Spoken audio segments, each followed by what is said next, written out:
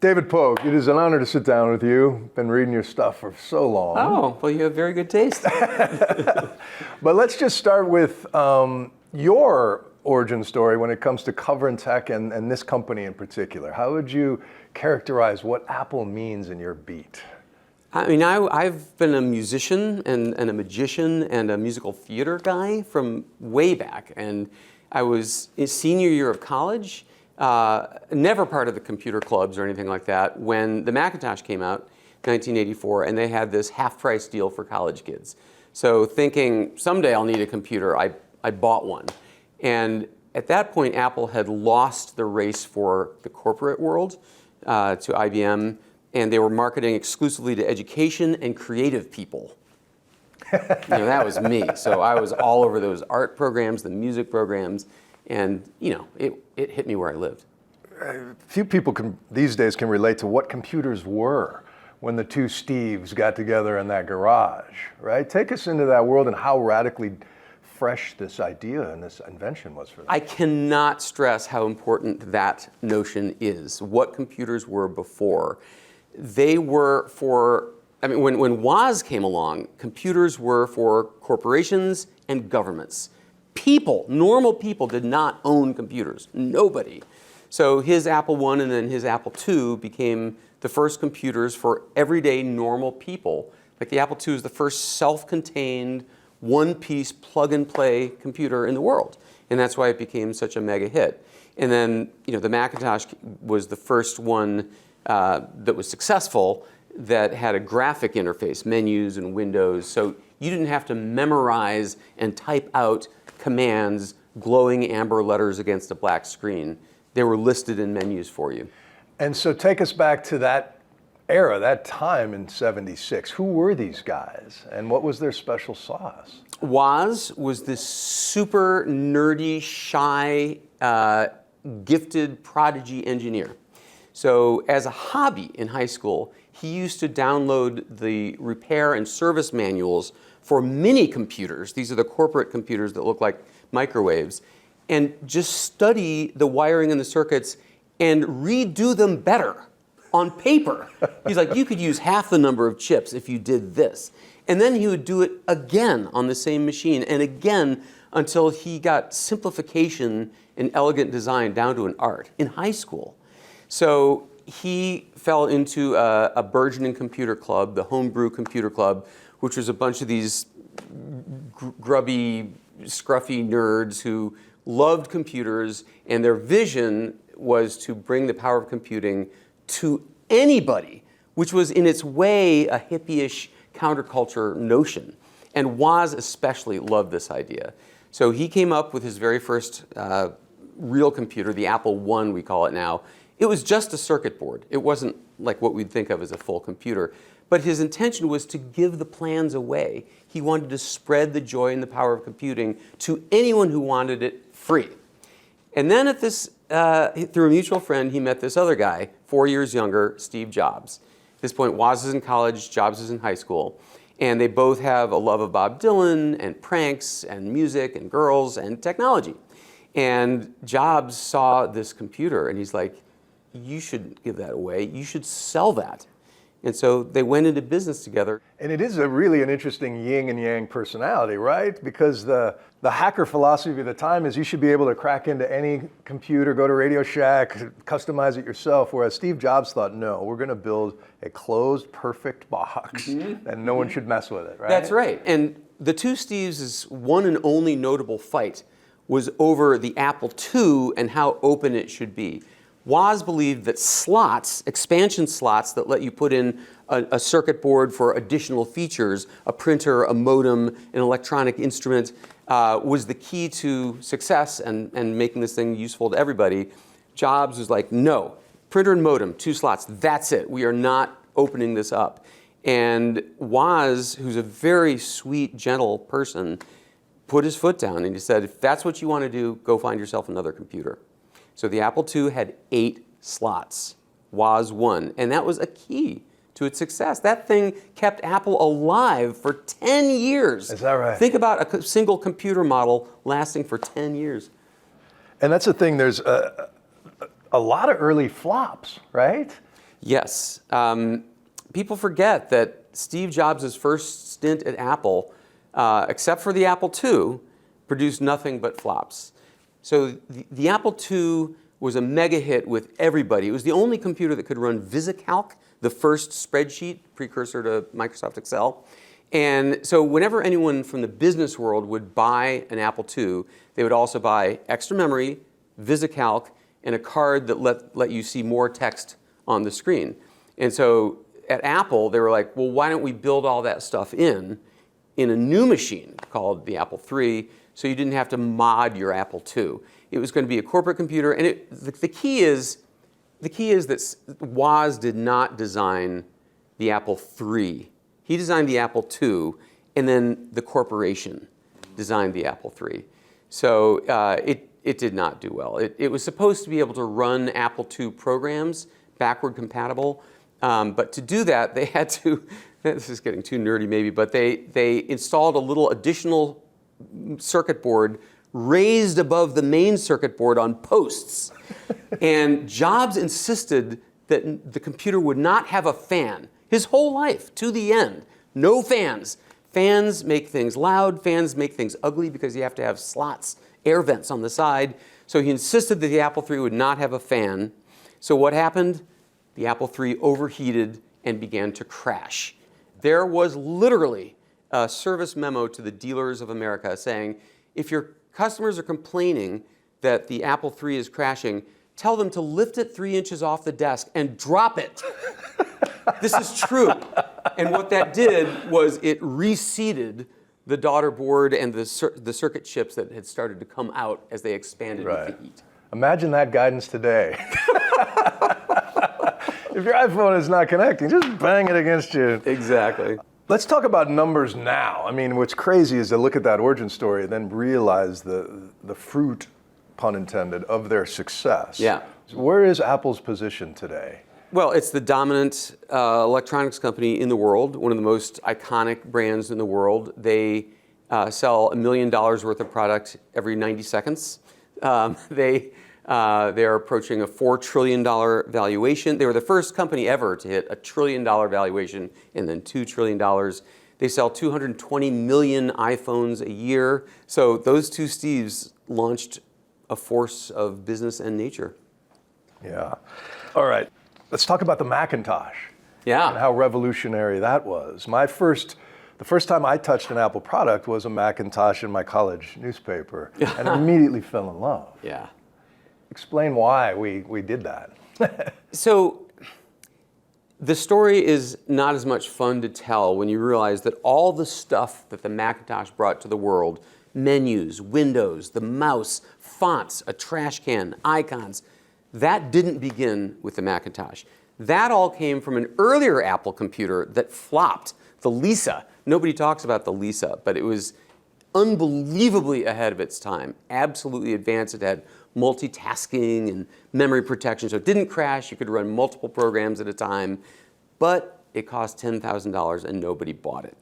So Steve Jobs' thing was, take the same thing and make a $1,000 version, and then we can change the world. So the intention of the Macintosh was to take the beauty and simplicity and artistry of the Lisa and put it in a smaller $1,000 package. It didn't turn out that way. It wound up going on the market for $2,500 and didn't sell very well for the first couple of years. But eventually that idea caught on. The Macintosh got better. Microsoft came along with Windows, and now the stuff on the Lisa is what we all use every day. We were just looking at the 1984 Super Bowl ad with Donnie Deutsch. He says that's his favorite spot of all time. Yeah. But it didn't move a lot of Macintoshes, it sounds like, in the early days. No, and it part of the problem was that the whole industry was in a slump in 1984 and 1985. So nobody was moving computers. You have to remember, people didn't own computers in 1984. I mean, a tiny percentage of Americans had ever even used one. So it wasn't like, shall we compare the Macintosh to Windows? Nobody had tried either one.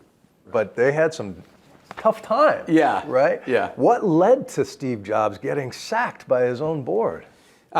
Steve Jobs had played a huge role in hiring his own CEO, John Sculley, who had zero experience in technology, didn't pretend to. He came from Pepsi, marketing Pepsi. But Apple needed a marketing guy, so Scully and Jobs were like soulmates for the first year, and they oversaw the release of the Macintosh, and the world celebrated. Then there was a computer industry slump. They weren't selling Macs, and they began to fight with each other about what Scully was spending money on. Why was he supporting the Apple II, which was still a popular product? Why wasn't he pumping more money into the Mac? Jobs was becoming more and more irritable and abusive to his lieutenants.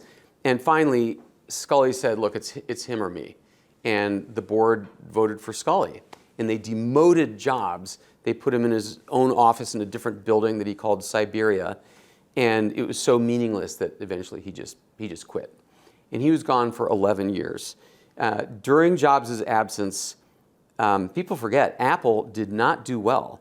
They had 3 CEOs in 5 years.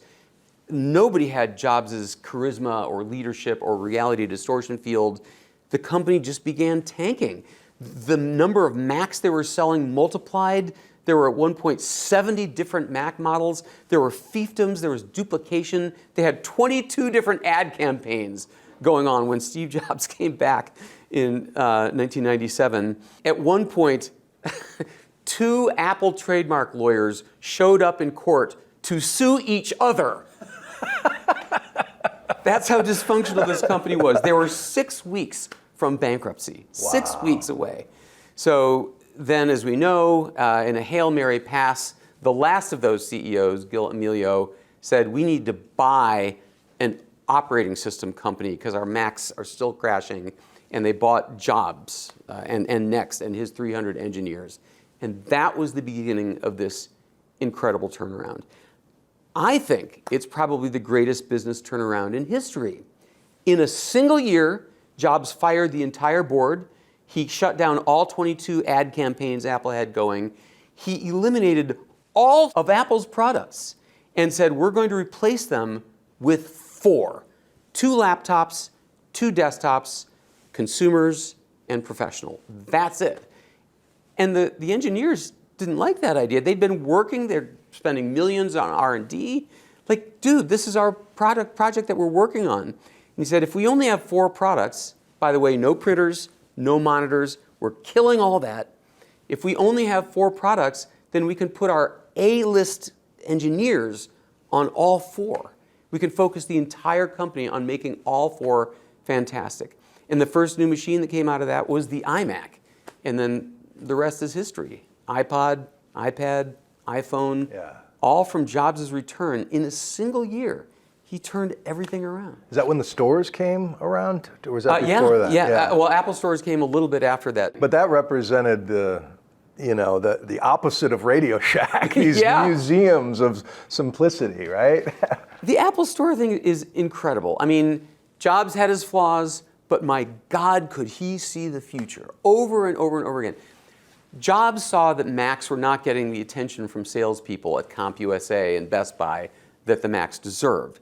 So he said, screw it, we're going to start our own retail store chain.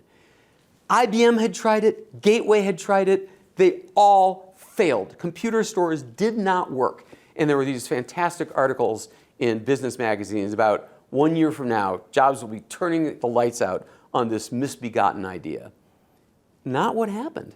I mean, the Apple stores became the most profitable, most trafficked new retail stores in decades.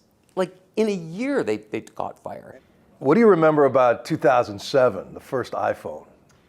Wow. I mean, that keynote speech where Jobs unveiled the iPhone, it was so electric. I was there, we were all in the auditorium, and he said, today we're unveiling 3 new products. A revolutionary new iPod, crowd loses its mind, a revolutionary internet communicator, everybody loses their mind, and a phone. There had been rumors, and everybody roars. And then he goes, an iPod, an internet communicator, and a phone. An iPod, an internet, are you getting it? And suddenly people realized it's all the same thing. And people just lost their minds. Yeah. Yeah, it was, I mean, once you enlarged a photo like that, you were sold. It was absolutely incredible. We now take that for granted, but in the early days, that was so revolutionary. And there were fears that they were going to break the glass if you put it in your back pocket. That's right. I mean, there's a great story. That thing, they tried glass, and in prototypes, it would crack if you dropped it from just a couple of feet. So they had long since switched to a plastic screen that was much more rugged. So at that very keynote, when Jobs showed the world the iPhone for the first time, after the show, he pulled it out of his pocket and found scratches on it. His keys had scratched the plastic. And he's like, guys, we're going back to glass. And everyone's like, this thing ships in 6 months. What are you talking about? He goes, I'm not shipping this. And they're like, we've done the drop tests. We've ordered the parts. We've mastered the manufacturing lines for plastic. You can't change now. But, Jobs being Jobs.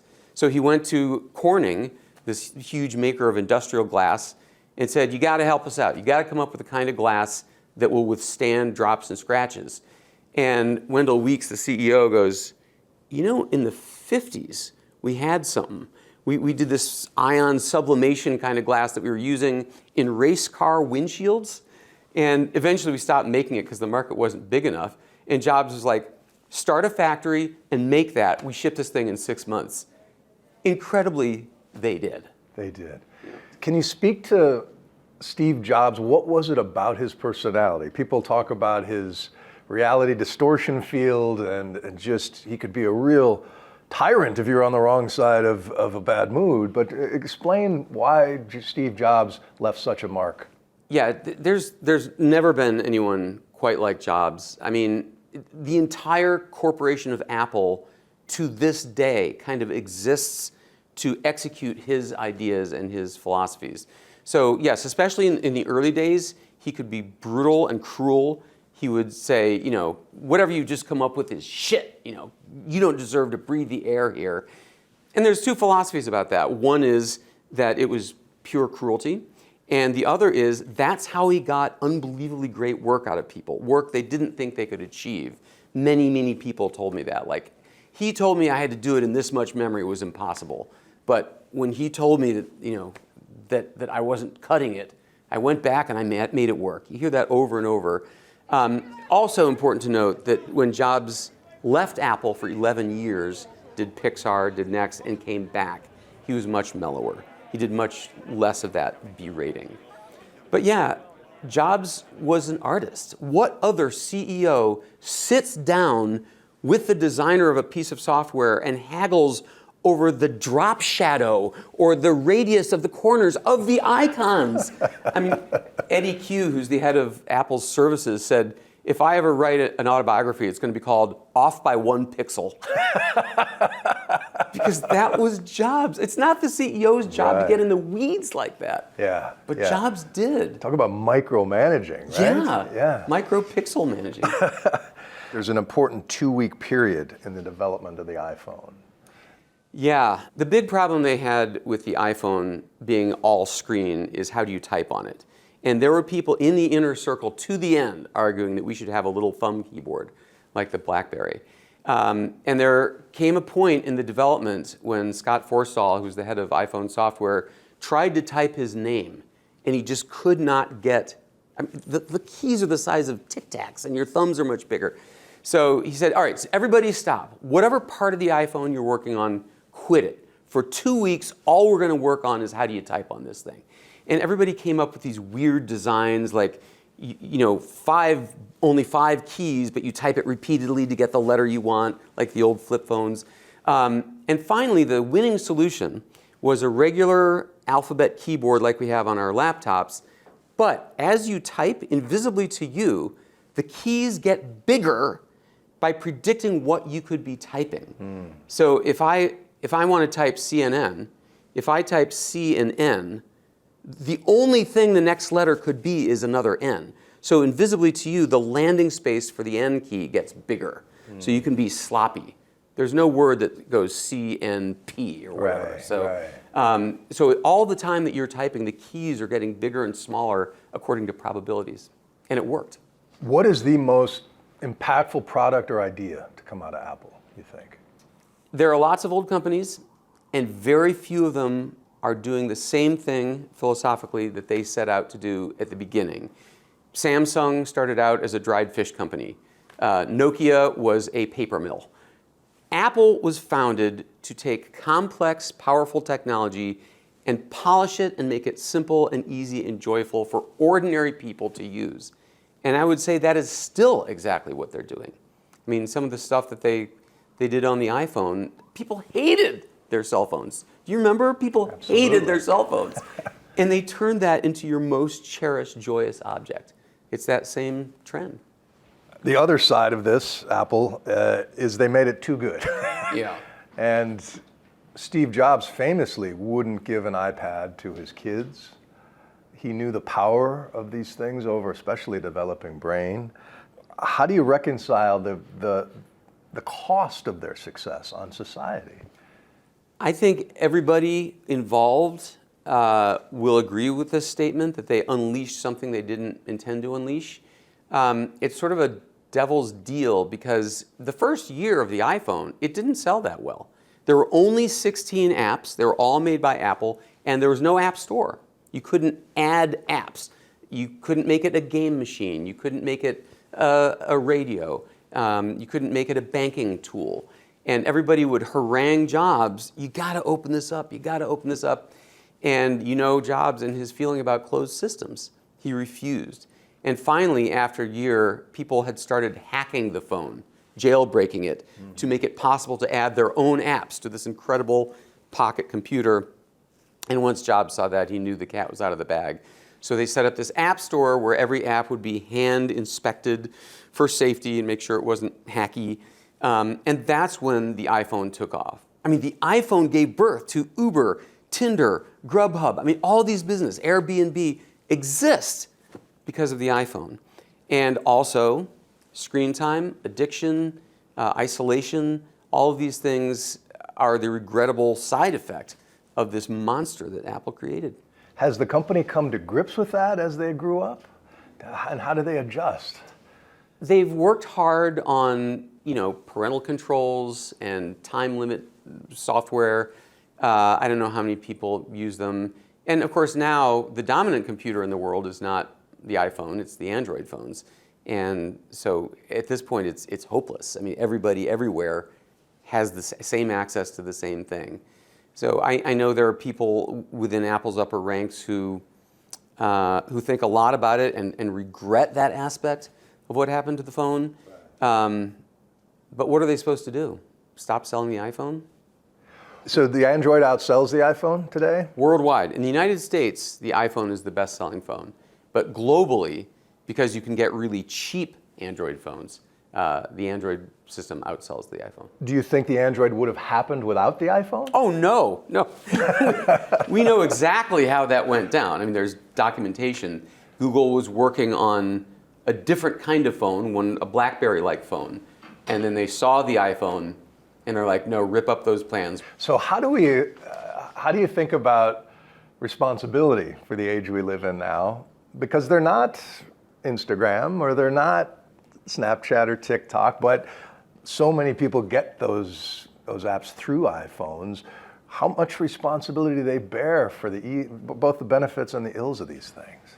There's two ways to look at it. One is they invented the world's most amazing tool, like dynamite.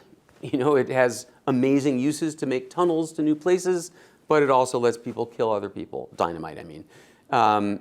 And the other way to look at it is it's a scourge on mankind, and it was the beginning of the end, and it's ruining our children. So I think it's got to be a strange place for the inventors of the iPhone to be in. They never foresaw this. Clearly, they never foresaw it. And Johnny Ive told me that he is moving on to, for example, pendants. They're rumored a pendant or glasses, things that don't occupy your attention the same way a screen does. He very much doesn't care for this universe that the iPhone unleashed. That's what gives rise. You have to wonder if Steve Jobs was still around, whether he would have cannibalized the iPhone by now with the next thing. And you see Johnny Ive, he's working with OpenAI. There's been leaks about sort of an earpiece you wear called a Sweet Pea, and I guess it's talking to you through the day instead of having to Google and look at a phone. Where is this headed, do you think? I think in the short term, like the next 5 years, I think the glasses are going to be a big deal. If the AI can be perfected to the point where you don't need to see what you're doing, but you can speak to it and it's 100% accurate or very close, then there's a lot less need for the phone. There'll be a lot less of this. And in the really long term, they talk about that thing getting smaller and smaller. They're talking about the AirPods could one day have little cameras on them and serve all the same purposes as the glasses. And then beyond that, brain implants. Although, you really want to go in for brain surgery every time there's Air Brain 5.1? Yeah, I got to take some time off. I'm getting exactly my new software and the brain updated. But I think even Apple knows that the days of everybody owning a laptop and maybe even everyone holding a little phone are probably numbered. Let's expound on that a little bit, because we're actually going to produce some of the first hosted content for the Vision Pro. We're going to both the North and South Pole to use these new cameras to capture that and hopefully give people a little more immersive thing. Wow. But as a product, the Vision Pro hasn't exactly caught the world on fire. No. But do you see it as the beginning of something? The way the very first iPod was the beginning of something that becomes ubiquitous? So the Vision Pro was too expensive, too big, too heavy, and too uncomfortable. I mean, everybody agrees on that. But the technology was insane. I mean, absolutely immersive, convincing, three-dimensional, and useful. I mean, you could sit in a cramped coach seat on a plane and watch your movie on a 100-foot screen with perfect sound and picture. It didn't sell, so the initial plan was, well, let's make it smaller, lighter, and less expensive. And then Google and Meta came out with the glasses. These don't even have a screen. It's just speech recognition and capturing things with the camera and recording things with the audio. Now there are early ones that have a small 1-inch screen in front of one eye.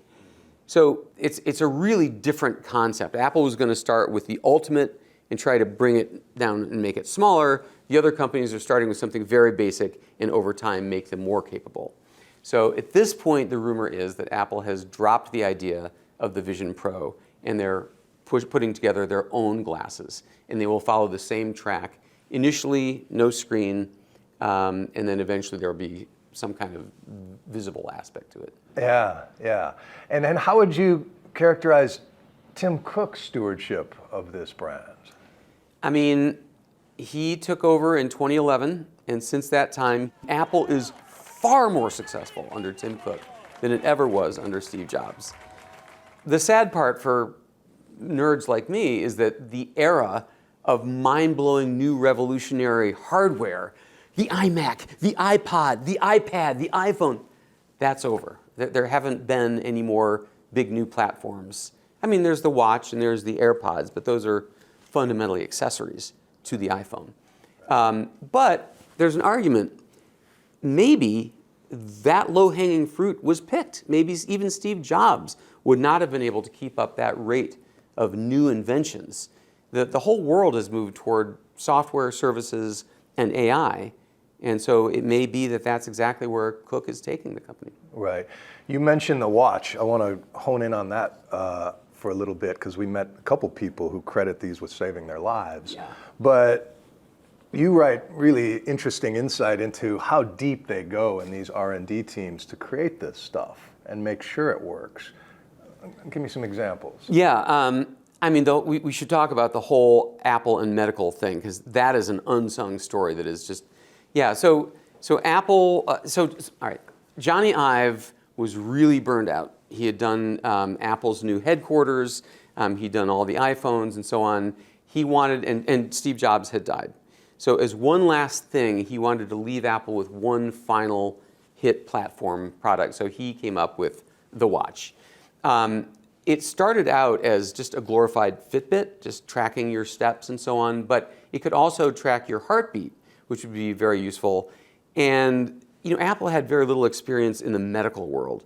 So they went to the most unbelievable extremes to learn to correlate what those sensors see of your pulse with the actual heart rate, blood oxygen. And they would send these volunteers into these rented apartments to live cook, clean, sleep, work, to measure exactly using professional equipment what kind of oxygen consumption they were doing and correlate that with the pulse information for the watch.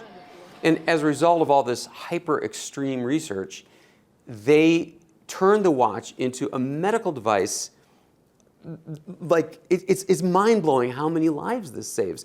First of all, it's gone way beyond steps and heart rate. Now it measures your breathing at night. I think Apple has slowly but surely become a medical devices company. And they get letters every day, "This watch saved my life." I mean, I've seen them every day. But your watch is always on. Mm-hmm. So it'll tell you, even if you're young and healthy and don't expect this, get checked out, your heart's doing this weird stuff. And if you know you have it, you can take medicine for it, saving thousands of lives. And now hypertension, high blood pressure, sleep apnea. This thing on your wrist is detecting medical conditions that take place in your lungs, your heart, and your brain, all through this really advanced triangulation of signals on your wrist.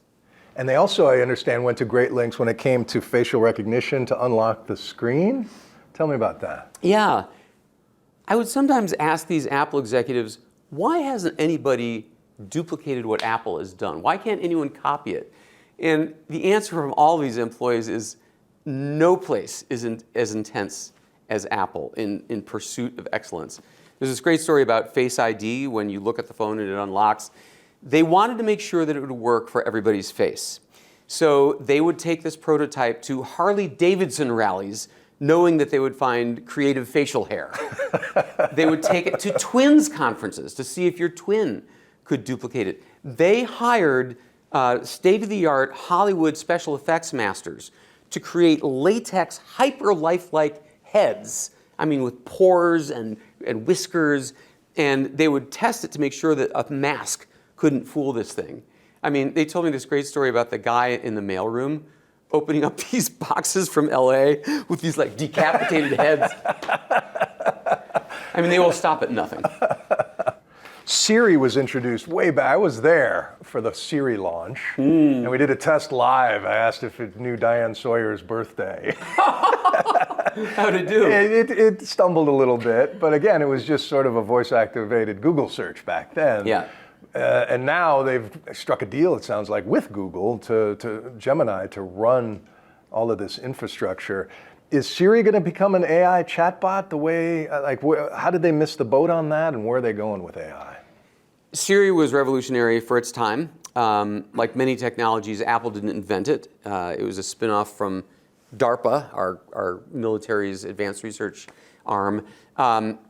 But over the years, Siri has gotten weaker and weaker, and Google's assistant has lapped it considerably. So in 2024, Apple demonstrated a new version of Siri on stage where it combined AI with Siri's fundamental operations, and it had access to your apps, your messages, and your email. So you could say, what time do I need to pick up Mom? It knows from your email that your mother's flying in today. It knows the flight number from a text message. It goes to a flight tracking website, finds out if the flight's going to be late, then looks at Google Maps, looks at the traffic. All of that behind the scenes, in a tenth of a second, it says, you need to leave at 1:20. That is what we want from AI. You know, when's the last flight out of Chicago? How do I blah, blah, blah. So then a year went by, a year and a half, nothing. They had demonstrated it. Apple had demonstrated it, but not delivered it. So the rumor was there was a lot of turmoil internally. They just couldn't get it to work reliably. I will say this for Apple and their AI efforts. Apple is not a company that ships stuff that sort of works. And AI, as we know, hallucinates. It makes up wrong answers all the time. And that's not getting better. So I do feel for Apple's efforts. Everyone wants to know, where's my Siri AI? And yeah, so now they have a deal with Google. They will use their Gemini technology to underpin the new Siri. But that brings up a big question about privacy and the personal private cloud computing that they're so famous for. Is that even possible anymore if Google is running my questions to Siri? Yes. So Facebook and Google are fundamentally advertising companies. So their whole thing is collecting data about you to target ads. Apple is primarily a hardware company, so they make a lot of show about we protect your privacy. And they do.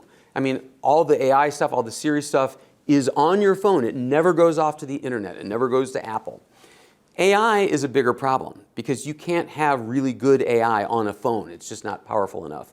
So you need a data center.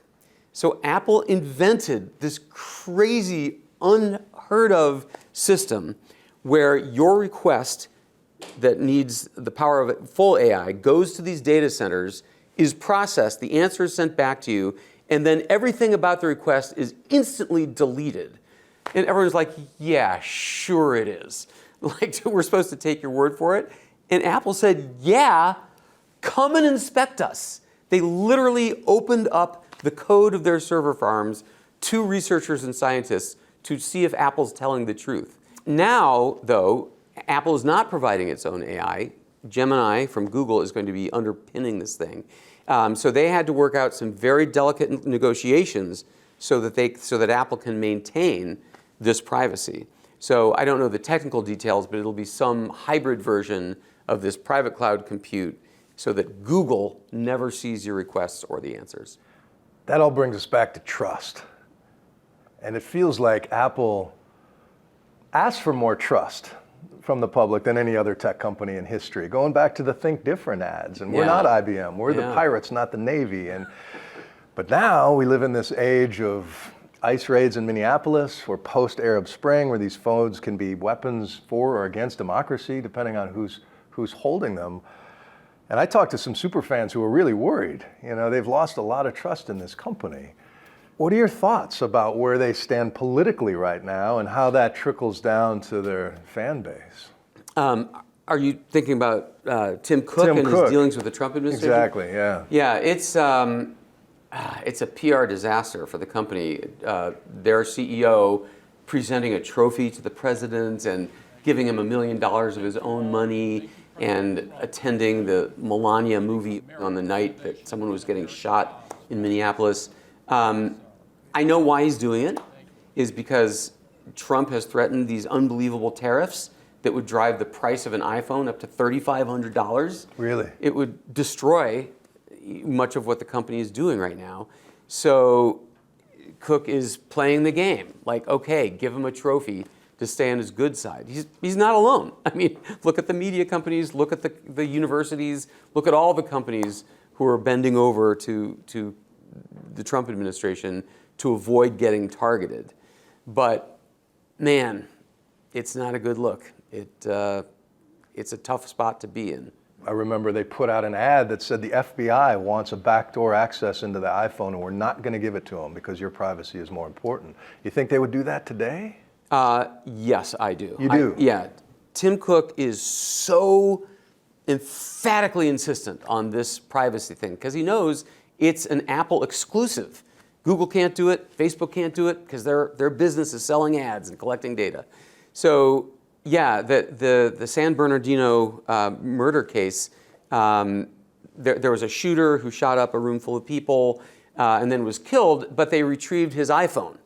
And the FBI asked Apple, please give us a back door so we can see who he was and what he was planning and get whatever clues we can. And Tim Cook refused because that would bring into question the whole thing about how serious is Apple about your privacy. Mm-hmm. But he held firm, and in the end, the FBI got a backdoor through a hacker. They got in another way, and the whole thing disappeared. But push had come to shove, and Cook showed that he meant business. Interesting. Who are you betting on to replace him?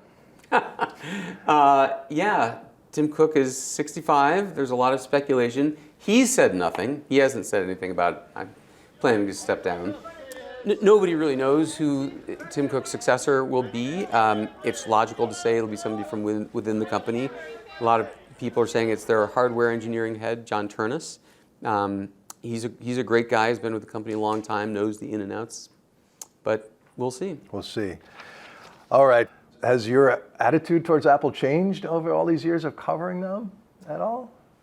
You know, I learned a few things, especially from research and writing this book. there really isn't a company like Apple. I spoke to so many people who've made the rounds in Silicon Valley of other companies, and they're all like, man, this company is different. Johnny Ive made an amazing point to me. He said, we are the only company that says we are out to design the finest phone, the best computer. And I'm like, what are you talking about? Everyone says that. Microsoft, Google, and he's like, have you ever actually heard them say that? No. I mean, Apple goes to these incredible lengths to make it the finest, the best. I think this sums up Apple.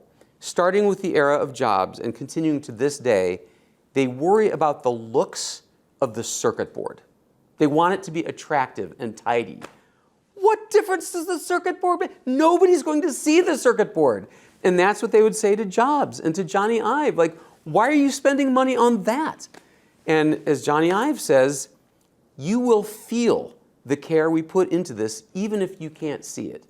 If we put that care into the circuit board, we also put it into the software and the case and the materials. And in the end, you, the customer, will sense how much effort we put into that. And whatever you think of Apple, you really can't take that away from them. They care more. And what does Apple look like at 100? At 100? Wow. I mean, it's an impossible bet to guess where Apple will be at 100, but if the culture perseveres the way it does, a very Steve Jobsian culture of obsessing over details and wanting to make the finest whatever it is, we can guess that they will move away from hardware, unless it's little stuff.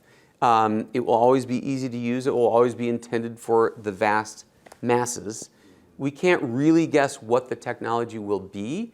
I mean, there's talk of brain implants or of AirPods that have cameras and full-on processing that, as in the movie Her, there's a great movie about a guy who falls in love with his voice assistant in his ear. It's a near future where their computers are in their ears. So that's a closer guess 20 years from now. So final, big question. Apple at 50, net positive for humanity? Net positive, yes, of course. Because think of the creativity and the power that it brought to ordinary people that the gatekeepers ordinarily would have shut out. I mean, Apple came up with GarageBand, an app that lets anybody make music. And Jobs said when GarageBand came out, there's some teenager right now playing with this app in her bedroom who's going to become a major Grammy winner. Well, guess who at that moment, someone named Billie Eilish, was fooling around in GarageBand, and that's how she got her start. So on net, yes, Apple raised the bar for simplicity, for beauty. Who ever thought technology should be beautiful? Nobody until Apple came along. And now everybody has to make their stuff good looking just to compete. So Apple unleashed the iPhone, which unleashed social media, which unleashed bad things on society. But in the larger world, they elevated the role of technology that we can use to everybody, which was the mission of the two Steves from day one. Yeah. We comfort ourselves with the old bromide that all technology is neutral, right? You know, the knife can heal you if a surgeon's holding it, or take your wallet if a crook is, right? Yeah. But AI feels different, you know? Yeah. And it's self-learning and evolving, and so much of it will come down to trust in the people creating this, because I don't even know how to hold AI, you know? Yeah. I mean, yeah, AI is a little hard to predict what's going to happen. But Apple already shows their hand of where they're going with AI. So on the AI features they've introduced right now, they can proofread your writing, they can reword your writing to make it more formal or more casual, but it will not write for you. They don't want kids cheating. So they don't do text generation. They have a little app that makes graphics, makes images, but they're all cartoons. They will not generate photos that could fool somebody. So little by little, they're trying to take the worst of AI and leave that behind to give you only the good stuff and put guardrails on it. which I think eventually we're going to have. Yeah. Excellent, David. Oh, good. It's an embarrassment of riches. Oh, but, thank you, man.